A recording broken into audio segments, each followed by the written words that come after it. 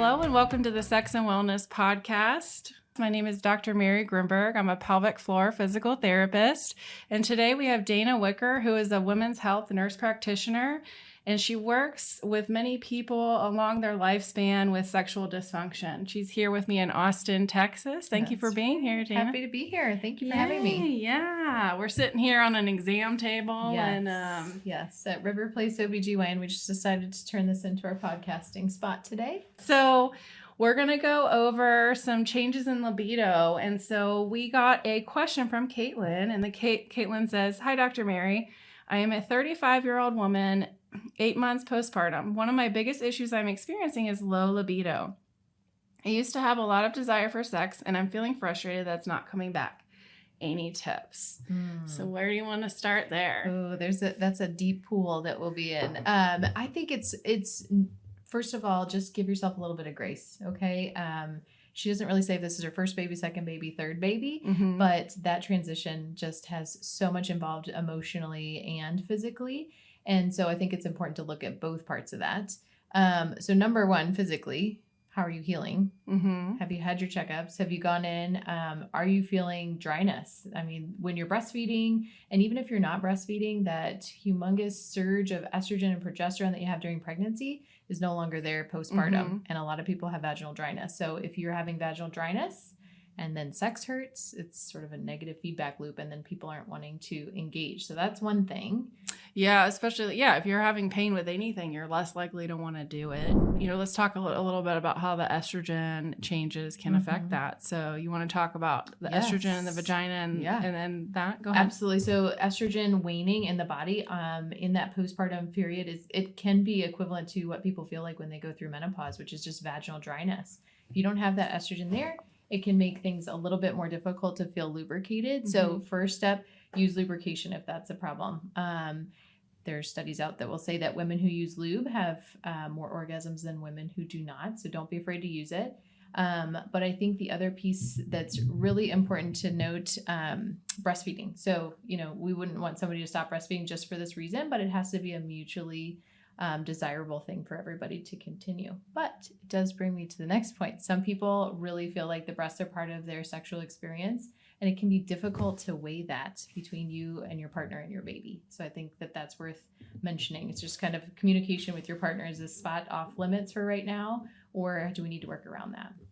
Yeah. And then with the estrogen, some of the tissues down there can get thin. Yep. You can feel burning. There's a lot of dryness. And one thing that I'll recommend with the lube too is they'll get these lube launchers. Have you seen those? Oh, lube launcher. They look like word. Yeah, they look like there's no medical terminology for it. I wish applicator. Well, I like to say lube launcher just because it really adds that effect. It does. It sure does. And it's basically like a tampon applicator, and then when you put the lube in there and then you shoot it up so it gets a little bit deeper. Yeah. What are some other things what are your thoughts on hyaluronic acid and stuff like that to help? I think it's a great option.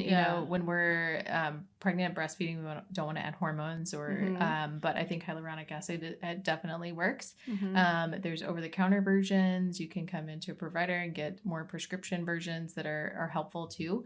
But I think that it's worth giving it a shot. Yeah. So for people that don't know what that is, the hyaluronic acid helps to lubricate the vagina and can be inserted intravaginally. I've seen it even just at the grocery stores. Well, you can put it on your face. I mean, it's a product for lots of different parts of our body, but it's to replenish moisture. Yeah. Yeah. And there's some other brands and stuff that offer it. Yeah. So there's that option. And then, I was talking about this with a PT that on our previous podcast about some people are breastfeeding longer. And so it's that question of, do I continue or do I just start adding in estrogen because I still enjoy sex, but I also enjoy I want to keep breastfeeding. What do you think about that? So usually if it's going to be a long-term breastfeeder, you might notice that you're coming back a little bit more center than if it's directly postpartum. So one thing to kind of mention, vaginally placed estrogen does not go systemically throughout the body. And so we do use estrogen replacement into the vagina for people other than people in menopause. So I think that that's not something always to be shying away from. It's not going to impact your milk supply. And it can have uses for people in the postpartum period. But I think the other big thing to just really mention, we were talking about this a little bit earlier, was communication. So Totally. Sometimes you just need a little bit more foreplay with your partner and just really talking to your partner and just letting them know that this is, your body is reacting a bit differently than it was pre-baby, and that's okay. And it's a new normal for you. And that open line of communication could be really helpful to make sure that you have enough foreplay in order to be lubricated. Yeah, no, yeah, exactly. That's actually, I see that a lot with people that have pain with sex, right? Because it's like, okay, is there any clitoral stimulation? Have you communicated your needs of what you like, what you don't like? And what I find is that, yeah, those things post-baby may change, right? And so you may like different things, or, you have a new body now. So kind of exploring that and seeing what you like. But I find that most people aren't communicating foreplay. Well, it's also hard, right? You got kids running around. There's no time. What I'll tell people sometimes is like, hey, I understand with like kids, they're running around, like you're just trying to have penetrative sex, but time is an issue. So I'm like, okay, well then you can add some self-stimulation before your partner comes, and then then you have X amount of time to have sex, because the kids are you only have so much time in the day. And even when people have enough time, let's be honest, when you're in a long-term relationship, everybody knows what works, and you sort of fall into that rut a little bit, and everybody aims for the thing that they know will get to the finish line for both people. And so I think it's helpful to step back from that and just say, let's remember that it doesn't always have to be penetrative sex, and it doesn't always have to be with an orgasm as the end goal. And just, thinking about other things, if your kids are tied up with a movie for a minute, shower sex is great. It doesn't have to be at the end of the day when everybody is exhausted and it's the last thing on your mind. I find a lot of patients and a lot of friends even will say, I had the best intentions of having sex with my husband tonight, and by the end of the day, I'm exhausted. So, we kind of keep kicking that can down the road, and then by the end of the day, we're too tired. So I think just kind of thinking outside the box is also helpful for that. Yeah, I mean, that reminds me of Emily Nagoski's book talking about, the brakes and accelerators, right? And so if you think about like your nervous system, think about the days where if you're just going, you haven't even had a minute, you're overwhelmed with life. Like at the end of the day, you're going to be exhausted. Yeah. And so when you're exhausted at the end of the day, you don't want to do anything. Nope. So that's, I really tap back to number one, self-care. What can you do? I get it with the kids and work, it can get nuts, but there's still this mentality that self-care is selfish, at least for moms, because it's like, I've got to do all these things. I got to do this for my kids. And it's like, well, if you lose your identity, giving,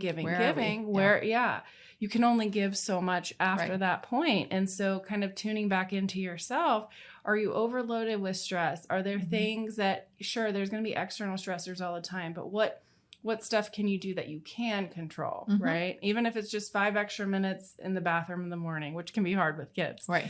Or 5 extra minutes in the car before going to work, and just listening to your favorite song or taking a few breaths. But I find that is a big thing too, is that your nervous system is so overloaded that, when you have these constant things that are taking your attention away from sex, you can't. So then, you've got your fight or flight response and your parasympathetic. So your fight or flight response is, your body thinks you're running from a bear when you're not, right? And then the rest and digest is the parasympathetic that allows our pelvic floor muscles to relax, allow for penetration, allow for lubrication. And if you're chronically in this fight or flight state all day, it's really hard to transition to that. It's nearly impossible to say, okay, now it's time for sex. Let's be in the mood. Yeah. It's That's why difficult. People have more sex on vacation. Yes. Yes. The stressors are down, right? And I think there's little ways to kind of interject in our day. I mean, I don't know about you guys, but I often feel like those are my days. I'm being chased by a bear, and you're just running from one thing to the next thing, and then you're home and you're running from the next thing to the next thing, and then it's time for bed and you're thinking about tomorrow. So I think for couples, one thing that I feel is really helpful is if you think of, the cliff of getting from 0 to 100, and 100 is an orgasm, which again, doesn't always have to be the goal. But if a lot of people complain about not getting there, or they start having sex and they know they're only going to get to like 50 or 60%. And they're like, well, I'm just not going to keep trying. It's just, it is what it is for this episode. I think if we can sort of raise where we are to about 30 or 40%, and then that cliff getting to orgasm or getting to, successful intercourse or mutually satisfying intercourse is a little bit easier. And so one of those things is just, what can we do during the day so that we can interject, into that fight or flight response so that we're connecting with our partner. Mm-hmm. And so there's a couple apps out there that I recommend for a lot of patients. Yeah. Which ones? One is called Paired, Paired, and it's real cute. It sends you both a text message during the day, and it's a question to kind of foster intimacy. And these are not questions that if you're in a relationship, you're asking each other anymore, to be honest. Like, what is the first thing you noticed about me? Yeah. I mean, if you're in a long-term relationship, we probably don't talk about those things anymore. But you only see your partner's answer if you answer. So it's that's really fun. Yeah. So it's really asking you to kind of just like clue in. Yeah. And so if you're not sure even like, how do I even flirt with my partner anymore? Yeah. We're both busy and you've got the kids and this person's at work or vice versa. Interjecting with a little bit of cuteness during the day can sort of bring you up a little bit. Maybe you're now at 25% and now we don't have quite as far to go. Yeah, I mean, that kind of goes into, reconnecting with your partner in a different way, because your partner can also be in the same boat. It's easy to lose track of sex and things that you enjoy when there's work and life and kids and, all these different things. But and that kind of goes back to non-sexual communication with your partner and non-sexual things, because ultimately that's what's kind of priming the pump. Priming the pump. I don't even know if that's like the right word to say. It sounds like it. Yeah. I'll just say it. Yeah. Priming the pump. So priming, that foreplay can start during the day. Yes, it does not have to be right before. And that's what I think is so helpful for people, is just kind of keep those home fires burning a little bit. Yeah, like a slow burn. Exactly. So that when you do have time, you can, sending them a sexy picture. It doesn't have to be of you, find one. Or, I would like to try XYZ, or send them a link to a toy that you wanted to try together. Or planning for a babysitter where you guys can go sleep. I mean, honestly, with a new baby, if you guys can get some good rest, it maybe seems like a little mini vacation. That would probably be helpful too. Yeah, exactly. And then even just like you were saying with the app, then there's non-sexual things that you might like from your partner, like a little text during the day, or, touching a part of your body that's non-sexual, like your lower back, or, something like that, or non-genital touching. Right. But, there's different things along those lines. What are, it goes back to the love languages too. Like if you are a gift giver and, or you like getting gifts, but I am more of a acts of service, and I keep giving you acts of service stuff. And I really wanted a gift. You wanted a gift. You're going to be like, man, this person's not really understanding me. And then that just kind of adds to that sexual disconnect. Right. And I think for new moms, it's just like you have this huge list, like the house is a mess. And we've got to clean bottles for tomorrow, and the baby's laundry, and we've got to get, shopping done. And so I think that communication with partner, like I used to be a gifts person, but right now, if you want to have sex or have me even be open to sex, I need you to come home and put the baby to bed without me asking. Those are the communication that, this could have transformed from what I was before to where I am now. And if that gives you enough time to be untouched, take a shower and your partner's putting the baby to bed, then, you'd be a little bit more open. I think those are also things to consider.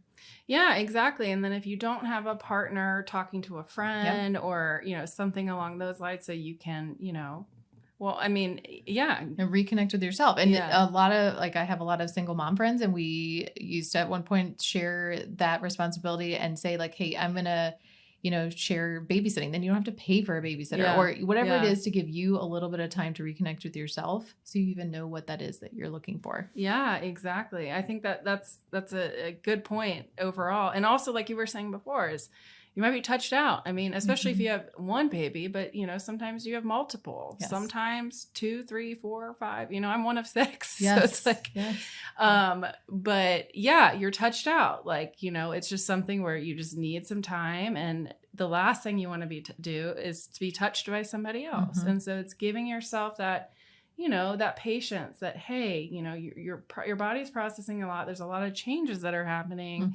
And there's nothing wrong with you. It's just that you're trying to navigate this new body or these changes. And I like to tell people it's a journey, not a destination. Yeah. And I just feel like as women in general, we're really hard on ourselves. And then moms especially are really hard on themselves, feeling they have to do everything all the time. And, you know, and I almost feel like those are society's expectations here in the US is like, you know, you hear these difference where like the moms are doing everything and then like, you know, if it's heterosexual relationship, the dad takes the kid to the grocery store and everybody's like, oh my God, you know, like this man is just amazing. Yeah. And so it's like, no, like, let's start setting our expectations for our partner, you know, and trying to work together in what feels good in your new life. Right. Because your sex before kids is different than after kids. Yes. And it doesn't have to always be that way, but I think just appreciating that you're in that season of life is really helpful as just, again, giving yourself a little bit of grace. Yeah. And again, going back to kind of communicating what you like, what you don't like, what are some things you need around the house done, or what do you need personally. And, you know, it's hard to even know what you want if you're going all the time. So like you said, with your girlfriends, like, you know, a group of single moms, you know, can you connect with some people? Can you join some groups? Like, what can you do to improve, like, you know, like setting aside sometimes, you know, with just remembering patients. who you are underneath that, because you just went through this huge thing, right? Having a baby is one of the biggest things you can go through in life. And it's sometimes hard to remember who you are underneath. You know, it's very easy to get lost in that shuffle. Totally. Yeah. Well, and then I wanted to kind of dive back to the hormone changes. One of the things we were talking about before we went on the podcast was, you know, sure, your estrogen changes, but also when you're breastfeeding, what happens is your body secretes oxytocin, which is the love hormone. And that's secreted when we are having sex. And so what happens is that your desire, so there's two parts to sexual intimacy. So you've got the desire and then arousal. So usually, you know, the desire decreases when you're breastfeeding because that oxytocin, you're already getting that released from the breastfeeding. So it may be important to communicate with your partner and say, hey, I can still get aroused, but I'm not going to be initiating. Well, and I think you really nail a big point that there's a difference between men and women. Men are spontaneous libido creatures and women are receptive libido creatures. And so, you know, in the simplest terms, men, as long as there's a stimulus and blood flow to the penis, they're aroused, right? And so for women, oftentimes they'll come in and say, my husband wants me to be the initiator and I want to be the initiator. I just don't know how to get to be that point. So first point is you will never be a female version of a man and vice versa. So it's important to understand that. But that's where I think it's important to nail down, like, what senses do you need to have stimulation in order to feel that arousal? And so even more so in the postpartum period, you're probably not going to necessarily be the initiator, but it doesn't mean that you are not attracted to your partner or that you won't feel arousal. And again, even if you need or want to use lubricant, that doesn't mean that you don't have arousal. It just means that there's a change in the lubrication stream. Yeah. Well, to kind of add on to that too, is that in my experience, just kind of working with different types of people from all backgrounds, is there are some people, you know, it's not always kind of black and white with this, right? So some women or people that, you know, identify as a woman, they might have more, you know, of that reactive desire. Yes. So it's not always one person is this way, one person is that. As generally speaking, if you're talking binary, men and women, this is a common thing. And that's why you see a lot of disconnect in heterosexual relationships because, you know, the partners might come home, we'll say that, you know, the man, and, you know, or vice versa, or maybe the woman comes home and they're stressed out and exhausted and they don't want sex. And the partner's like, why don't you want it? And it's like, well, you know, there was nothing to build up to this point. And I feel like a lot of people are missing that component. It's a lot of non-sexual stuff to feel, they want to feel connected in that sense. So great point. Yeah. But going back to, you know, like you were saying, like we were talking about like the oxytocin and all of that, just adding in to that, just, like I said, communicating with your partner Absolutely. about those changes. But going back to the non-sexual things too, it's Right. huge. It is. And I think just spending time with yourself to say, okay, I'm not the same sexual creature I was before childbirth. Let's see where I am now. And you might be surprised. And so again, just kind of going through the senses, are you more visual? Are you more emotional? Do we need that connect in, using an app or using sweet messages sent to each other or having the date nights planned? Are you more touch? Do you need to investigate other parts of your body, different toys that maybe could be incorporated that you hadn't anticipated before? If there's a no-fly zone for a certain part of your body during that time, it might be a great time to try something else. Or just kind of erotica is great. And I think it's a really underutilized thing, like either reading or audible erotica is a really great option for a lot of women and a lot of people in general. And there's, just kind of figuring out, it's like a safe place to try new fantasies. There's an app called Dipsea, Dipsca, which I really like to suggest to people who are really busy. So it's short story erotica. And so you can pick any genre you want. Very safe space to do that. And they're just like 4 to 7 minute short story erotica. So if you know, like, hey, I really didn't want to connect with my partner, but I'm trying to like turn off my day and turn on, that sexy part of myself. I think that's a really great way to do it. Put your like kind of like in the headphones car on. ride home. Exactly. You're just like, okay. No, I love that. The other thing I love that's like underutilized, and I think we're kind of breaking this stigma, but sex toys, what are some things that you can use, different vibrators, like you said, especially if you're in a long-term relationship, it's been a long time, you need to spice some stuff up. There's lingerie, there's all these different things. And so, reconnecting with that. Cause I mean, when I grew up, and I've said this in my previous podcast, just like a super, super religious community where like women, and even growing up, we were told like women can't enjoy sex or there was like a shame about it. And I feel like our generation and up, there's still that kind of discomfort about talking about sex. Or when people come into my clinic, I mean, how many times have you heard this is the first time anybody's ever asked me about sex as a healthcare practitioner? Yes. I hear it all the time. Do you? Yes, I do. Or people who've never experienced an orgasm aren't sure how. Yeah. And I think sex toys have a very safe place in people who want to use them. There's a gal I follow on Instagram, and her whole Instagram page is unboxing sex toys, which I think is brilliant. Yeah. Because a lot of people have fear of walking into a sex store, number one. Yeah. Or ordering something off of the internet that you're not really sure where it's coming from or what it is, and you're just nervous and you order it. Yeah. But exploring it through her page is a very safe way to do that. And, I think we get stuck in ruts. So even if you are a sex toy, couple, I think people know the one that they like and they use it. And it just sort of like, well, it, again, gets the job done, but don't be afraid to explore and just try other things. You might be surprised.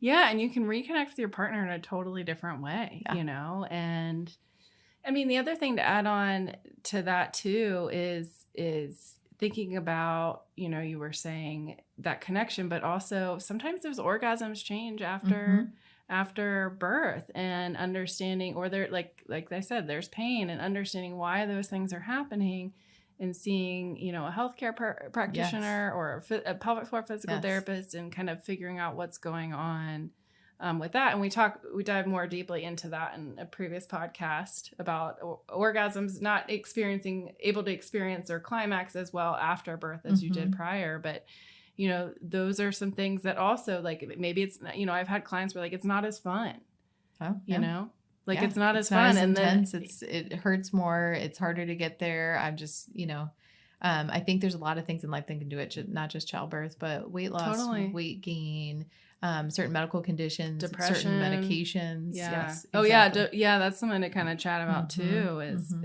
the medications. And and I think it's worth, those are the conversations that's worth bringing up to your provider to say, hey, look, ever since starting this medication, it's been really hard for me to orgasm.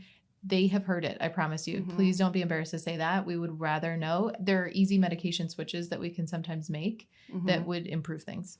Yeah, I've seen that a lot with antidepressants.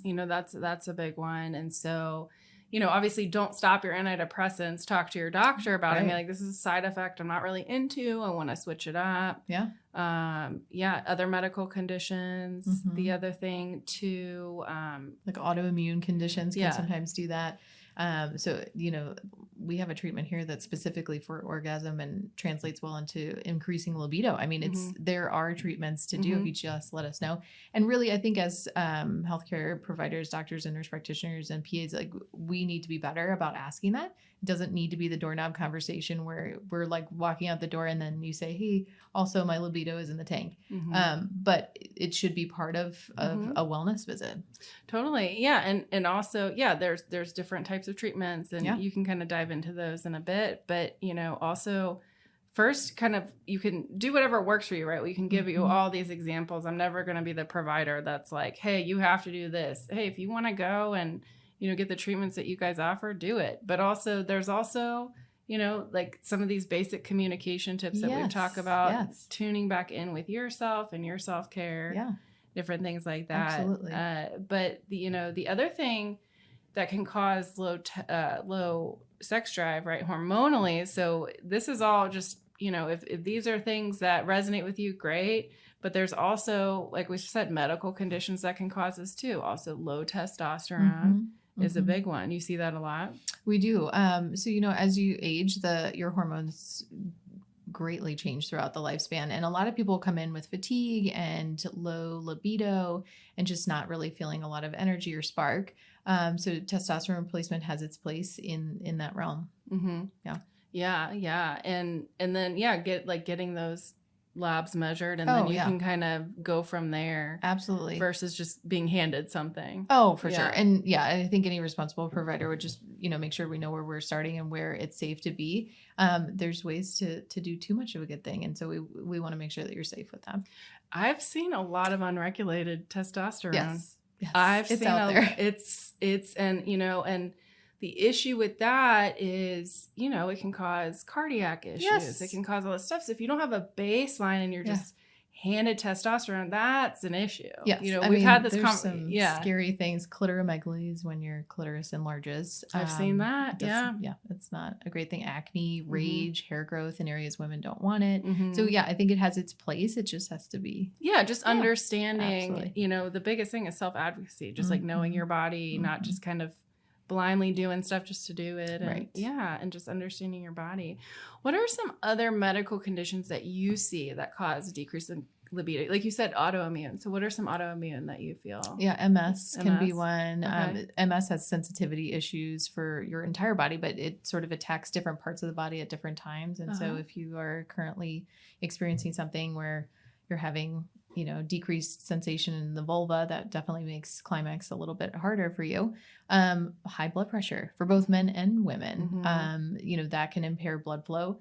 Or if there's weight gain, and even childbirth, vaginal childbirth, cesarean childbirth can greatly impact sensitivity to the vulva. And so that can be an issue for a lot of people come in and say, just does not feel the same.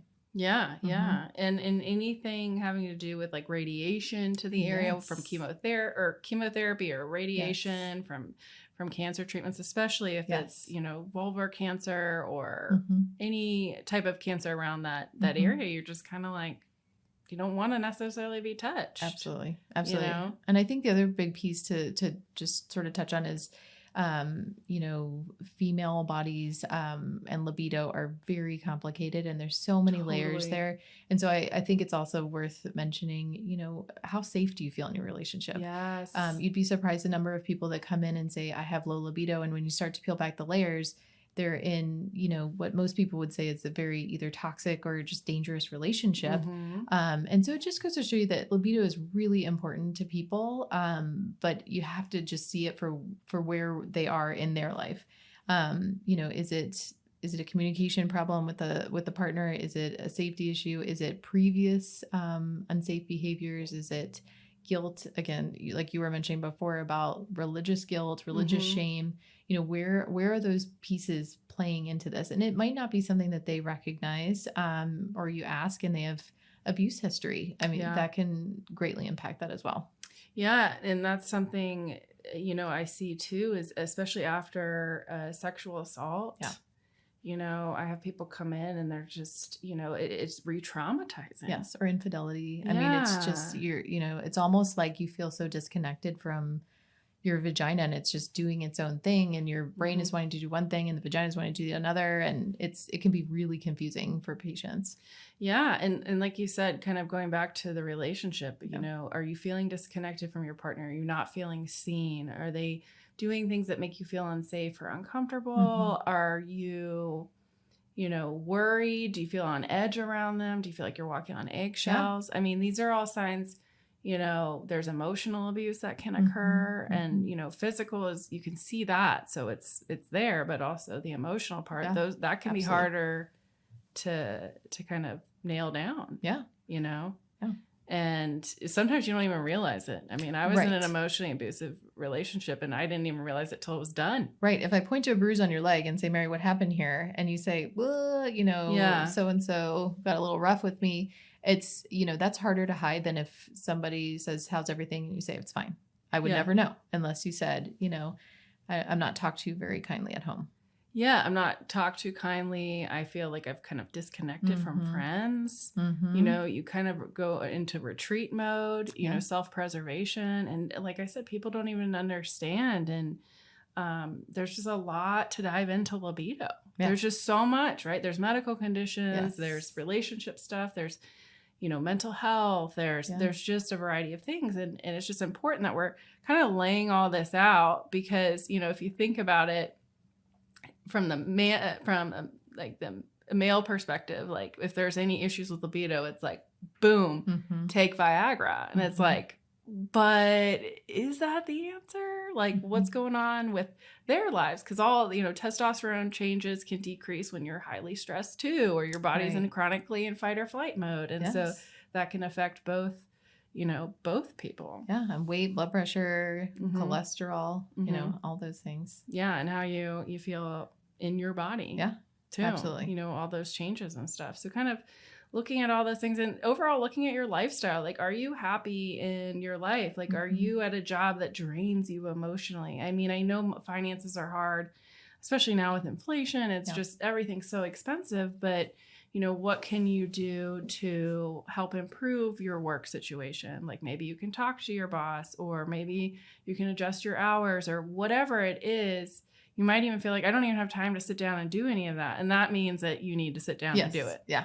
If you're that running around irritated, frustrated all the time, I mean, think about how much your life is working. That's like 40 plus hours a week. If you're miserable for that amount of time, life is too short. And I think that you bring up a really good point, just taking like 15 minutes a day. And I mean, everybody can find 10 or 15 minutes per day, whether that's taking it away from, like chronically checking emails or Instagram or Facebook or whatever. I think investing that in your sexuality and your libido is instrumentally helpful, whether that's what are we going to do this week to connect, or what am I going to do to connect with myself, or let me go find a new bubble bath. I love taking baths. It makes me feel like I have a piece of myself back again. Whatever that is, just finding a little bit of time in your day to just reinvite that. The libido is a muscle, just like your bicep muscle. If you don't use it, you're going to lose it, right? So it's just finding, ways to really work that muscle. Yeah. And when you mean like lose it, you can get it back. Yes, you can. But it's but you got to keep flexing. Yeah. Otherwise, you got it's going to atrophy, right? Yeah. And we just, I've seen tons of patients who try different things and they just say, I feel young again. I'm feeling like I used to with this, or finally having that hard conversation with your partner that opens up that communication, and then you see that libido come back. So it doesn't mean it goes away forever, but it does mean that, just like anything that's worth it to you, you got to invest time in that. Yeah. Yeah. And so, we talked a lot about different things and, there's lifestyle changes and all this stuff, but what are some treatments that you were saying that you guys do that can help with that? Well, great. So first of all, I think having a full medical evaluation is really important. You were talking about different medical conditions. Vaginismus and vulvodynia are two things that are uncontrollable vaginal happenings that can make intercourse either difficult or impossible. Mm-hmm. So if that's the case, I think it's worth, making sure that everything is normal. There's no signs of infection. And pelvic floor physical therapy is right next to that. And just making sure that, the pelvic floor muscles are working. If everything seems like we're working and we just need to kind of boost the libido, a couple things to do. One, there's a treatment called Vivive that is aimed at 3 different things. One is vaginal dryness, which is great. It helps with incontinence, which is also amazing, and then can help with some vaginal laxity. So a lot of patients will say, I had a baby, things just don't feel the same. So those 3 things are aimed at this with this treatment. It's a 1-hour treatment. It's comfortable. I've done it 3 times myself. Oh yeah. Yes. So I'm a huge believer. Explain what it is. Yeah. So you're here, you are on an exam table. There's a, I hate the word probe, but there's a probe that goes into the vagina, similar to like if you have a vaginal ultrasound. Okay. And there's cooling gel that goes in. It sends gentle warmth through radio frequency beams of energy into the vaginal tissue. And so what it's doing is it's hitting the collagen fibers of the vaginal tissue. Right now, when you're having those problems, your body doesn't really think this is a problem. Mm-hmm. When these radio frequency beams hit the collagen, it causes micro damage to tell your brain, hey, this is a problem. And then your brain sends inflammatory mediators to that area, and as it does, it lifts the pelvic floor, so it improves those 3 things, which is pretty amazing. Oh, awesome. Yeah, cool. And then if you're looking specifically for an orgasm improvement, which can also improve libido, Cliavana is a really great treatment, all external. It's a series of 4 quick treatments that will help to improve the number of orgasms you're having, the intensity, and just really shorten that reserve to get to orgasm. What do you mean it's all external? So it there's 3 hand pieces that we use. It's about 10 minutes total, and it provides sound wave technology to the clitoral tissue. Okay. So a lot of people think of just the clitoris right at the clitoral hood, and that's the spot that everybody's trying to find. But the clitoris actually has bulbs that go down each labia, sort of towards the perineum. And so this treatment is improving blood flow and nerve regeneration to the vulva, so that again, orgasms are more intense and more frequent. Yeah. It's basically like a horseshoe, horseshoe. And the top part, you've got your external clitoris, and then the deeper part is your internal that people just have no idea about, because it's just the external clitoris that we focus on. But that's awesome. Yeah, they're really helpful treatments for people. And I've had clients that have never had orgasm and come in and are able to orgasm after that. So yeah. Good. Yeah. That's great. Yep. Yeah. So is there anything else that you have seen or that we haven't chatted about that you feel like they should know, or? I think it's just like giving yourself the okay to try new things and to consider new things. And again, like kind of thinking of the 5 senses, I think is really helpful. When I ask patients about that, like, what is the thing that turns you on the most? Are you visual? Are you auditory? Are you, touch? Most people have to think for a second. And if you have to think for a second, you haven't considered it in a while, right? And so just kind of mixing things in there and trying new things is really helpful. Give yourself the permission to do that.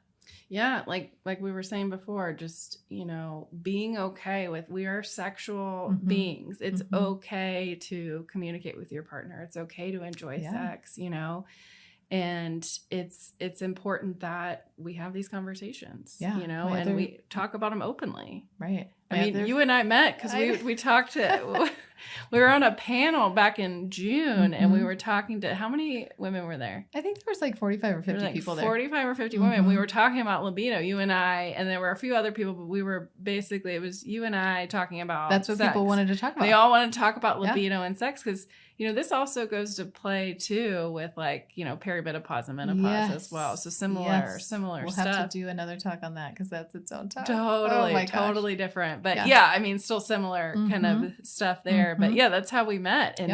And people loved hearing that, it's okay to enjoy it and just giving yourself permission. My other favorite tip is have sex before you go on a date. So don't wait until you get home. Everybody, you have the best intentions, and then you have a big dinner and a couple drinks, and then you have dessert, and you ride home and you're like, I was supposed to have sex tonight, but it's not going to happen. Do it before you go out. That's a good point. After that baked potato, you're probably like...